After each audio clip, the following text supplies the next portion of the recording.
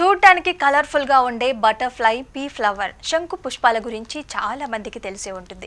ఇవి చూడడానికి ఎంత కలర్ఫుల్ గా ఉంటాయో ఆయుర్వేదంలో కూడా అంతకు మించి ఉపయోగాలు ఉంటాయి. ముఖ్యంగా బాడీలో పేరుకుపోయిన కొలెస్ట్రాల్ ని కరిగించడంలో ఈ పువ్వులు టీ చాలా బాగా పనిచేస్తుంది. ఇవి మనకి చుట్టుపక్కల అందుబాటులోనే ఉంటాయి. ఈ పూలనే అపరాజిత పూలని కూడా అంటారు.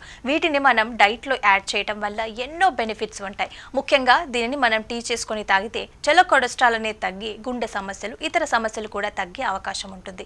ఈ పూలతో టీ చేసుకుని తాగడం కూడా ఈజీనే. చాలా ఫాస్ట్ గా తయారయ్యే ఈ హెల్తీ టీ ఎన్నో బెనిఫిట్స్ ని అందిస్తుంది. టీ చేయడానికి కావలసిన పదార్థాలు కొన్ని శంకు పువ్వులు, ఓ అంగుళం దాల్చిన చెక్క, ఒక గ్లాస్ నీళ్లు, ఒక అంగుళం అల్లం ముక్క, నిమ్మరసం, టీ స్పూన్ చియా సీడ్స్. ఈ టీ తయారు విధానం ఏంటంటే ముందుగా చియా సీడ్స్ ని క్లీన్ చేసి నీటిలో నానబెట్టాలి.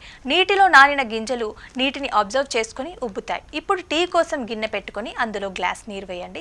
ఇప్పుడు ఒక శంకు పువ్వుని క్లీన్ చేసుకుని అందులో వేయాలి. తర్వాత దాల్చిన చెక్క, అల్లం ముక్క వేసి ఒక 5-6 నిమిషాల పాటు సిమ్లో పెట్టి మరగనివ్వండి. ఇవన్నీ వేయటం వల్ల ఫ్లేవర్ మాత్రమే పెరగడం కాకుండా వీటిలోని గుణాలు ఫ్యాట్ బర్న్ అవ్వటానికి హెల్ప్ చేస్తాయి. మరిగిన టీ చల్లనివ్వండి. ఆ తర్వాత టీని వడకట్టండి.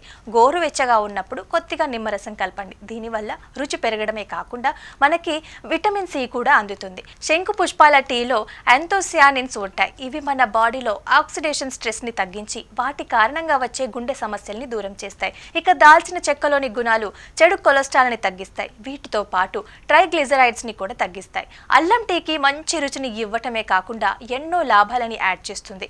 ఇందులోని యాంటీ ఇన్ఫ్లమేటరీ గుణాలు బ్లడ్ ప్రెషర్, కొలెస్ట్రాల్ ని తగ్గించడమే కాకుండా గుండె ఆరోగ్యాన్ని కాపాడుతుంది. ఇక చియా సీడ్స్ లో ఒమేగా 3 ఫ్యాటీ యాసిడ్స్, ఫైబర్ ఎక్కువగా ఉంటాయి. వీటి కారణంగా బాడీలో ఇన్ఫ్లమేషన్ తగ్గి గుండె ఆరోగ్యాన్ని కాపాడతాయి. ఇక ఫైబర్ కొలెస్ట్రాల్ ని అబ్జర్వ్ తగ్గిస్తాయి. అంతేకాకుండా రెగ్యులర్ గా ఈ టీ అనేది తాగితే చాలా వరకు కొలెస్ట్రాల్ అనేది తగ్గిపోతుంది. ఈ టీతో పాటు మన డైట్ లో కొన్ని ఫుడ్స్ ని యాడ్ చేసుకోవాలి. అప్పుడు మరిన్ని మంచి రిజల్ట్స్ అనేవి కనిపిస్తాయి. అవి సాల్మన్, చిలగడ దుంపలు, whole grain oats, apples, olives, avocado, berries, cabbage, oranges వంటి ఫుడ్స్ తీసుకోవటం అలవాటు చేసుకోవటం మంచిది. అన్హెల్దీ ఫ్యాట్స్ అంటే unsaturated fats, sugar foods, junk foods ని తగ్గించడం మంచిది. వీటి బదులు ఫైబర్ ఎక్కువగా ఉండే పప్పులు, బీన్స్, యాపిల్స్, సిట్రస్ ఫుడ్స్, తాజా కూరగాయలు, ఆకుకూరలు ఎక్కువగా తీసుకోండి.